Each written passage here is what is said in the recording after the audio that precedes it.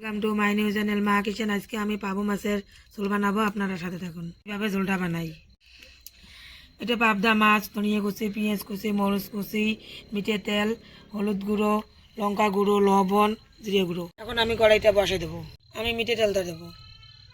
আমার তেলটা হেঁটে গেলে আমি পেঁয়াজ কুচিটা ছাড়ি দেবো। আমার তেলটা হেঁটে গেছে, এখন আমি মরিচ কুচিটা দিয়ে দেবো। আমি এখন নেড়ে দেবো।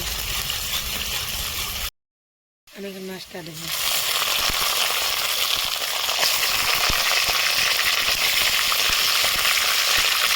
এখন আমি জিরে গুঁড়োটা দেবো,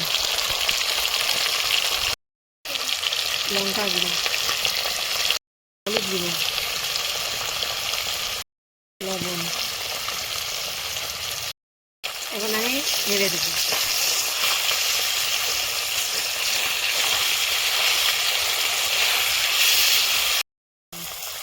আমি সামান্য বয়েল দিয়ে দেবো।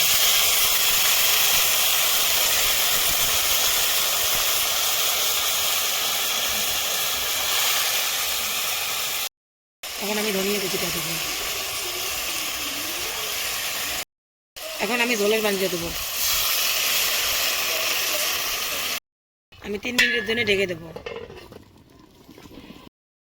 আমার 3 মিনিট হয়ে গেছে, এখন আমি ঢাকনটা তুলে নেব। দেখেন আমার সবজি হয়ে গেছে।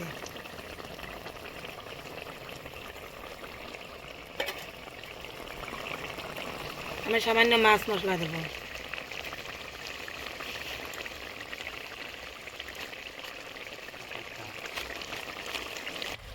আমার পাবদা মাছের ঝোলটা হয়ে গেছে, এখন আমি নামে নেব। দেখি নেন আমার মাছটা এখন আউলিয়ে নেন।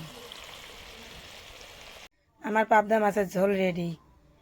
কে কে পাবদা মাছ খেতে ভালোবাসেন, লাইক, কমেন্ট, শেয়ার, সাবস্ক্রাইব করেন।